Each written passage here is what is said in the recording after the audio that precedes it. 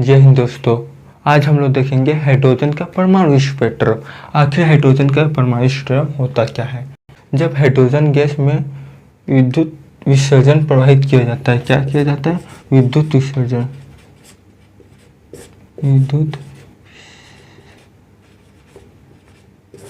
विद्युत विसर्जन प्रवाहित किया जाता है तो जो हाइड्रोजन अणु होता है, क्या हाइड्रोजन अणु मतलब जब हाइड्रोजन गैस पर विद्युत उत्सर्जन मतलब प्रवाहित किया जाता है, तब जो हाइड्रोजन अणु होता है वो हाई एनर्जी, क्या हाई एनर्जी या उच्च ऊर्जा,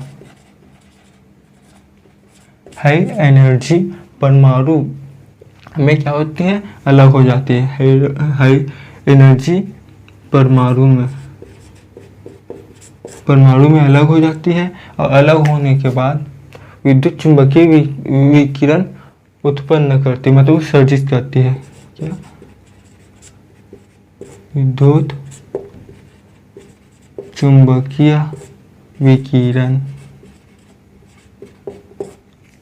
मतलब जब हाइड्रोजन गैस पर विद्युत उत्सर्जन प्रवाहित किया जाता है, तब हाइड्रोजन अणु हाई एनर्जी वाले हाइड्रोजन परमाणु में टूट जाते हैं और विद्युत चुंबकीय विकिरण क्या करते हैं? उत्सर्जित करते हैं, मतलब बाहर निकालते हैं। हाइड्रोजन स्पेक्ट्रम में रेखाओं की कई श्रेणियां होती है, जिन्हें उनके खोजकर्ताओं के नाम पे जाना जाता है। मतलब जो हाइड्रोजन स्पेक्ट्रम होते हैं ना, उसमें विभिन्न प्रकार की श्रेणियां पाई जाती है और उन्हें उनके ही नाम से जाना जाता है जिसने उस श्रेणियों को क्या किया है? खोज किया है। तो अब देखते हैं आखिर कौन कौन सी श्रेणियां पाई जाती है और कौन से वर्ष में खोजा गया है और किसने खोजा है। तो पहला आता है लाइमन श्रृंखला। क्या आता है? पहला लाइमन श्रृंखला की खोज की गई। किसने की? लाइमन ने। कब किया? 1915 1950 में। और क्षेत्र कौन सा है? अल्ट्रावायलेट या पराबैंगनी। ठीक है। दूसरा है बामन श्रृंखला, जिसकी खोज करता मतलब बामन ने खोजा। बामन श्रृंखला को अब कब खोजा? 1885 1885 में। और कोई क्षेत्र कौन से? दृश्य, विजिबल। ठीक है। पाचन श्रृंखला, जिसका खोजकर्ता का नाम है पाचन, कब खोजा गया? 1986 में 1986 में। और क्षेत्र कौन सा? आईआर और रक्त। चौथा है ब्रैकेट श्रृंखला, किसने खोजा? ब्रैकेट ने। अब कब खोजा? 1922 में 1922 में। और क्षेत्र कौन सा? आईआर और रक्त। ठीक है। अब फुंड श्रृंखला, लास्ट श्रृंखला है, किसने खोजा? फुंड नाम के वैज्ञानिक ने। कब खोजा? 1925 1925 में। और क्षेत्र कौन सा है? आईआर या और रक्त। तो इसे याद करने के लिए बहुत आसान है। जो इनका सीरीज के नाम है लाइमन, बामन, पाचन, ब्रैकेट, फुंड, उन्हीं के नाम पर इन लोग मतलब खोजकर्ता के नाम पर ही इन श्रृंखला का नाम रखा गया है। तो आप लोग खोजकर्ता का नाम याद रख लोगे इजीली, तो सीरीज का नाम ही याद हो जाएगा। या सीरीज के नाम रख लोगे तो खोजकर्ता का नाम याद करने की ज़रूरत नहीं है। अब अगर आप लोग ईयर के बारे में बात करोगे तो कुछ नहीं है। पहला तो 1950 में खोजा गया था, दूसरा 1985 में, और तीसरा है 1986 में, अब और चौथा है 1922 में, और पांचवा फुंड ने खोजा था 1925 में। और अगर देखो 1955 में तो किस लाइमन सीरीज की बात करें तो अल्ट्रावायलेट होता है और ब्रैकेट दृश्य होते हैं, विजिबल, और बाकी जो तीनों हैं वो क्या होते हैं? आईआर होता है और रक्त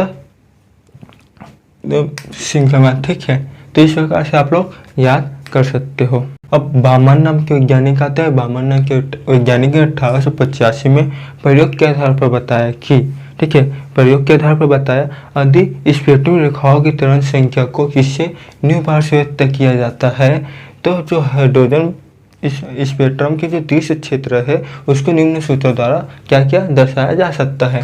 तो यहाँ न्यू बार बराबर क्या हो जाएगा?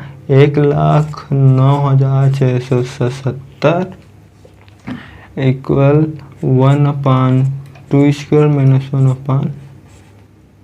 1/n स्क्वायर सेंटीमीटर इनवर्स से दर्शाया जा सकता है। जहाँ जो n की वैल्यू है, n का मतलब एक पूर्णांक है, n कैसा है? एक पूर्णांक है। और n की जो वैल्यू है 3 या 3 से अधिक हो सकता है, मतलब 3, 4, 5 कुछ भी हो सकता है, मतलब 3 हो सकता है या 3 से ज़्यादा हो सकती है। इस प्रकार से बामन ने 1885 में बताया। लेकिन इसके बाद एक और वैज्ञानिक आए जिनका नाम था जॉनसन रीडबर्ग। क्या था?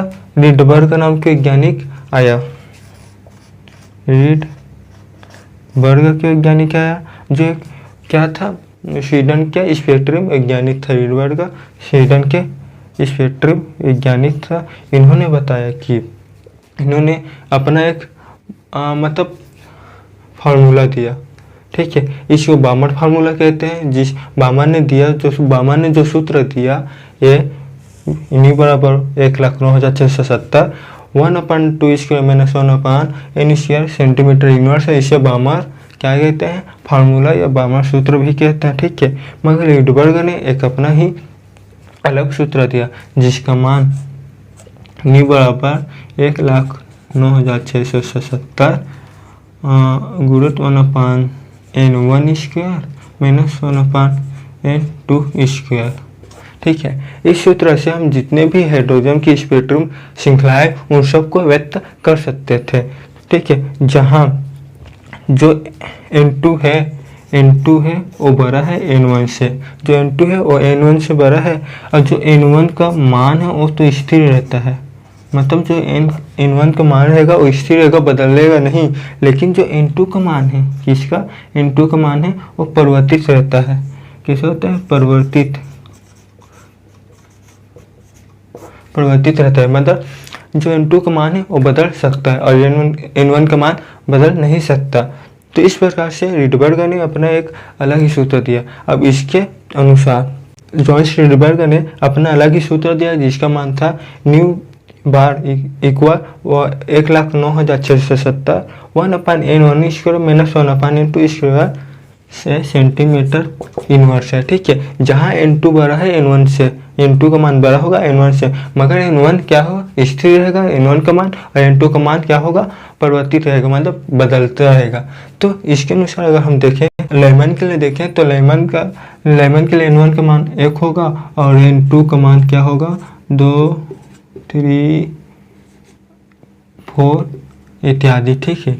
और वैसे ही हम लोग देखें बामर सीरीज के लिए देखें N1 का मान, तो N1 का मान होगा 2 और N2 का मान हो जाएगा 3, 4, 5 और आगे जा सकता है 6, 7, 8, 9, 10, ठीक है। अब उसके बाद देखें लेमन हो गया, बामर हो गया। अब बचा पाश्चन के लिए देखते हैं, तो पाश्चन के लिए N1 का मान हो जाएगा 3, ठीक है, और N2 का मान हो जाएगा 4, 5, 6, 7, 8, 9, 10। अब देखते हैं लेमन, बामर, पाश्चन और बच गया हम लोग का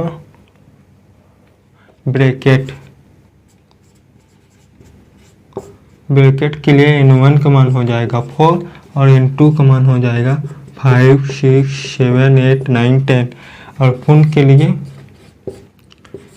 N1 का मान हो जाएगा 5 और N2 का मान हो जाएगा 6, 7, 8, 9, 10, ठीक है।